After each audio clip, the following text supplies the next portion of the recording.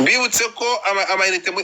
dore divine atayemo Shakira. Haleluya. So Eric ijambo ni ryawe, nguyu Benda yahageze, ndashaka kugira ikintu musaba mwijiro tuje ritarakaye, noneho na Benda tuze kumva icyo avuga mubirangiriza mu magambo make k'imfura z'u Rwanda. Benda atangiye gutama umugore we, agiye gutama umbyata ijambo ni yose muhu. Anyway, ngewe nikarangiza kuba mutapinga tugira ngo kumagana tumara umukozi. Yesterday ninjoro sinzi ukuntu yari kureba muri message ko ejo niriwe ndyamye mbona Benda yari yanyandikiye gusa 11 za mu gitondo, yanyandikiye ikinyamakuru noneho ndasoma numva harimo emotion, numva ngize nimuwe n'agahinda nyine but wow this dude nyine ibyo byavuze biso touching sibyo. Noneho ariko njye nazi ko ahubwo ave kunshumika iyo kubujyo cyaho yanshumitse no ngenda namusubiza nyine arizo message haryo umuntu avuye mano nango bipfa vuye mano nabisoma nango bipfa nango biva mu nimva hano muri live no urajya none se ntabwo bikakureri wikwirwa ntabwo ndufatanye nko kujya gusoma message mwandikiranye. No bro, ikindi ushaka kubwira nawe uri kucyumva man. Uko yanyandikiye nyine numvishe biri so touching about this dude nyine ashaka ko habaho nyine reconciliation. Ndashaka kureshya kwashobora kare. Uvuze ko uretse Eric, uvuze ko yayanditse za 11 za mu gitondo. Benda ya Joninze live hano ni mugoroba. None nyibonesha n'inzira bwije. Uyibona bwije ariko ni ukuvuga ngo Benda araza kusubiza ariko Benda yajyana ni mugoroba. Hari ni mugoroba yahangaha. Urumva ko atinze kubyuka kandi yari yayohereje mu gitondo ariko araza kubisobanura. Ndumva nta bintu byadanje. Twisubira muri message. Komeza. So icyo kubwira iyo message ngiye byerekana ko yaje kwa kabiri saa 11 za mu gitondo kandi icyo gihe yaravuye gukora iki hosting kandi iyo twavuye hosting nawe tujya turi soba kenshi twanywe sibyo. So ubwo rero iyo message nyibonye ejo ninjoro kwa kabiri ninjoro yanditse kwa kabiri mu gitondo buri gucye inyerera yo kwa kabiri ndabati wow this dude ashaka iki reconciliation none nibwo naye namusubije tunapanga ko azaze tugahora ejo kwa kanano nzakorera ariko nataramenye ibintu ngiye yavuze namubyo nari mbizi nuko abantu batanya kumvagara ninjoro. So noneho ndamusubitira abantu imyenda yasize ahantu twagiye gukorera ndaho umutanira abanza umuzanira ashaka kuzaza akawufata kuwa kane ahantu tuzakorera nyine ati nta kibazo ibintu nk'ibyo nyine. Ariko mwiswe n'inkuba abantu bari kumbwira ngo ibyabaye bari byararono ko ngo yaje akancumika kuri live n'ibiki uko namatanye kumbwira ngo nzamuha weekend yo kumwirukana yari uko yanze kuza gufatira video mu rugo man kandi arabizi neza ibyo nako bitigeze biba naho nigeze nshaka kumwirukana Benda ngo dupfa ko yaze kuza mu rugo. Urumva arabizi ati Imana yo mwijuru niba koko asenga Imana niba yuko iyo Imana avuga ibaho avuge ko nyine nashatse kumwirukana uko yanze kuza gukora video mu rugo aho no kugira ute kushaka kugira ute gukora harassment yo kunyandagaza mu banga ibyo bintu nabyo bishinzwe sinabyihangane. Ibindi ameze nk'ari muri competition ngo apfukamye imbere hasi akazamura amaboko mu kirere ngo Imana yonyine ngo niyo yabigaragaza ngo andenze ngo kumenyekana muri kino gihugu menyekana ariko kugira n'amafaranga nabyo nta kibazo sibyo nabyo nta kibazo kumenyekana nta kibazo ko bimenyekanye nge ntacyo mbwiye Imana ibyo byose ndabyirengagiza. Ikindi akinagaruka ngo cyo kuba naramusabye iyo tuva kuri no live bwakimo yakavido bakatinze cyagihe ariko ngo Eric yaransatse none ndaceceka mugira muza ku mwanya igihe cyanjye kuva gukora nanze kumuvugiramo ndangije n'umurakari mwinshi amaza ufite proof ko nyina gusabye wanaze kugira mu rugo inshuro 3 sindagera iwawe Imana mwijwe ko nagera iwe jewe nzi ubwambure bwa Bene cyane nzi ubwanye cyane twize twandikana n'amagambo y'urukundo ati Imana ko tugiye nawe twateretanaho nakagatoye. Aha ibyo rero narabimubashije mubaza ahubwo ngiye nongeraho ibindi vuga ati mwana wa ngiye naje hano nanga kumena umucindishikira ndi kubyorosa kuko nta kintu twavuga cyatari ari cyo gupfa ko wagiye guhostinga ku muturemo ko none wowe uri kujya kuvuga ngo ngiye ngo naragusabye izo nzoga munywa zigiye muzigamye mukakuza gutwikira ku bantu kandi ngewe ukuntu uza gutwika ukabarangira ari wowe uhiye nk'ubu nuko Shakira aje agakomakoma ukaza hano byo kwivugisha ngo bavuze ngo ntabwo uzagaragara mu kuri harya ni kuri kimwe kuri TikTok n'irya Yesu mutamuziriho se umukorera ngo ntabwo uzagaragara kuri izo live so ngende ndagira ngo unisaba imbabazi hano muri public vuga ko ibyo bintu wavugaga wari ukunsebya cyangwa uzane proof yabyo other than that nta mbabazi ngenda guha n'ukuri ibyo byo kuzintu nsebya mu bantu man birekeraho man we can be friends cyangwa ntitube friend ngewe ntawe nyabura friendship kuko inshuti mfite ni nyinshi hari n'izambere imbwa n'izindi zimera imbwa akazi so I don't buy friendship kabisa inshuti mfite zirahagije kandi inshuti ni Yesu izo nifite zambere mu kimwe Amerika se zo ni nkeya so please let be nuza ibyo kuvuga ngo ni umwana niba atari na soba niba ugira icyo uvuga niba uri soba aribwo bivuga kuko uraza kwisama wasandaye murakoze ufite ibyo nakoze byo gukora ngo okay Benda yo nitumeze fresh bisawa ntabwo social media ibambi ibicyuma cy'ubugi bubiri iyo tugikoresheje nabi ariko social media ni ikintu cyiza bro ngiye ntabwo social media ni blaming it can be a good stuff ishobora kuguhuza abantu ariko tuyikoresheje nabi yanasenya abantu uko niko kuri Benda ntabwo ejo urabizi ko ejo twari mu kiganiro n'ura musore urazamuka wasabye kuzamuka vraiment ntabwo nigeze ntabwo urabizi ntabwo nari nasabye kuzamuka ibi ni byo uburenganzira bwo social media ariko ngiye nabisabye kuva mbere ntabwo nshaka kugira ngo guhangana mu magambo tubimfura muri birthday ngo tubigire birebire yabeho kurakaranye cyangwa guhangana tureka amahoro ahinde nicyo nabasabye kuva kuri munota wa mbere nyuma yaho wabonye ukuntu aba YouTuber bantutse ngo ndangije ngo saga ngo ngiye gutangira ngo baratungwa n'iki ariko ngiye wabonye na naravuga ni gute ibintu birangije bigitangira ariko ngiye novaga ari amahoro ahinze n'ukuri kw'Imana ejo uzamuka ntabwo narinzi kuri buze kuvuga kuri se muhungu ariko wari ufite uburakari bwawe cyangwa wari ufite rabi biri ku mutima wawe uvuga biriya wavuze bamuga uyu munsi nkwandikiye none ntabwo nagira nimero yawe munyemerere ibi bintu tuva ahangaha ntabyo kujya hirya no hino birangirira aha birangire bive mu nzira bitanarindura topic urabukoze ijambo ni iryawe murakoze kumpa ijambo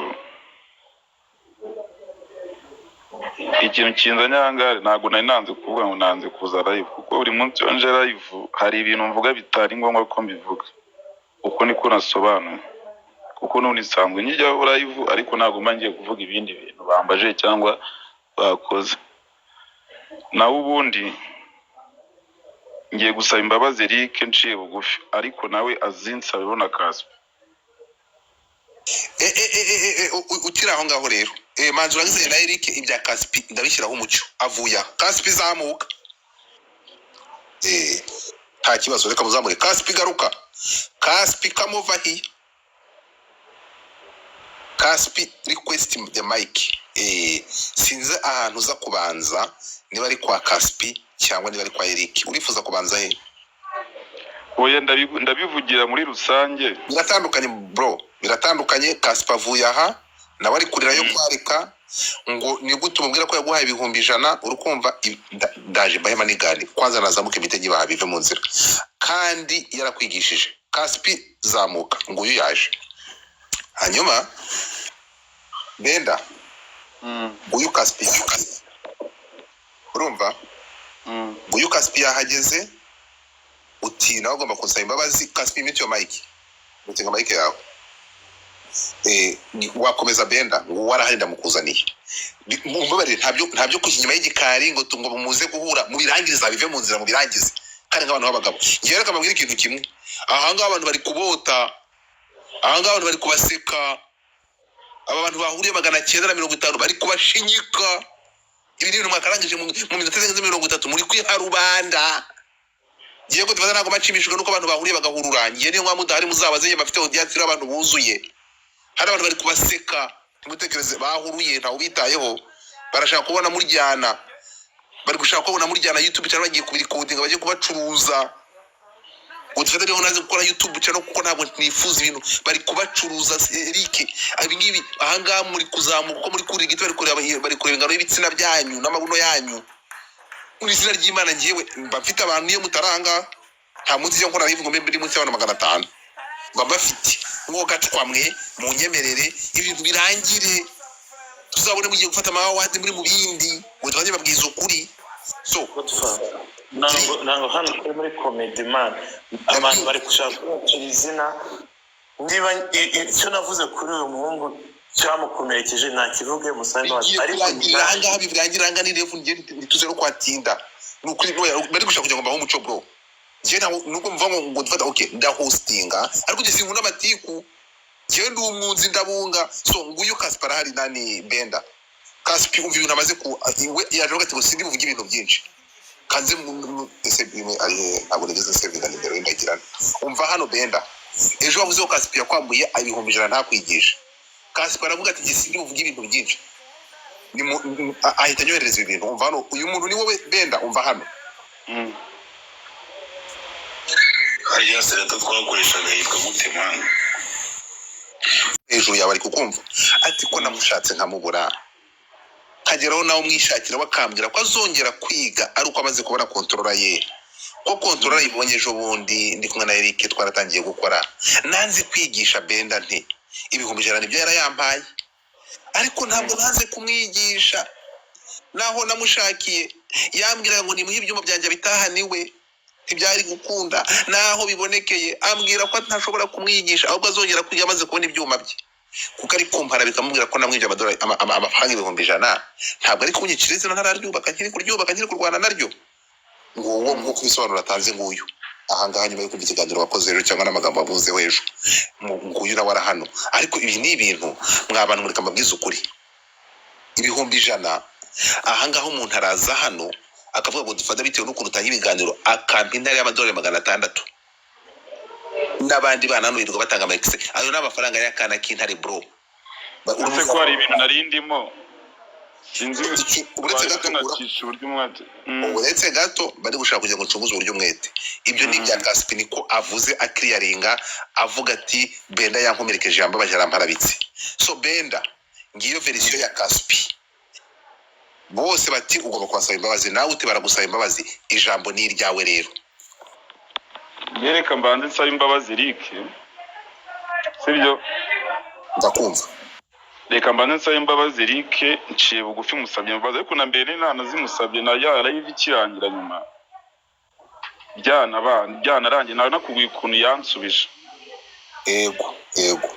ahubwo sinzi ikiganiro agiye kubona mbonera n'ubu yategunda nibwo namwise mwandikira narajya namwese mane ko ibiboro nari ko twabirekeye ko iki bikigira ngaho hose nongera namwite ngusabye imbabazi nciye bugufi babarira haribwo twahise dupanga guhura akamereza nyine nuza boro rinasize kukaba twaje gufunga aho ngaho ariwe aho haje umujinya ndabyemera n'ibifite umujinya mvuga n'ibitari ngombwa mbisaba imbabazi Eric musabye imbabazi si ubwa mbere nzigusabye ariko ino ni last warning nahantu ngiye nzongera guhurira nawe mvuga ngo byagenze gutya na gutya nisobanura cyane nisobanurike kuko ikintu cya mbere kigomba kuba ahantu wakoreye ngomba kuhaza ahantu mwakorera ntabwo muba muhihanyurukanye kubera ko ibi byose ngo byabaye sibyo tuba tugomba no gusapotingana kuba nari navuze ko nzaza kuwa kane ni ukubera ko nari nzi ko ibintu byose twabisolvinze ngiye musabye imbabazi nciye bugufi n'Imana ibyumve ngiye nciye bugufi hari ikintu nsabye imbabazi cya mbere navuze amagambo menshi atari ngombwa ko ngomba kuvuga rwabo naragusebeje bisaba imbabazi imbere y'abanyarwanda baranga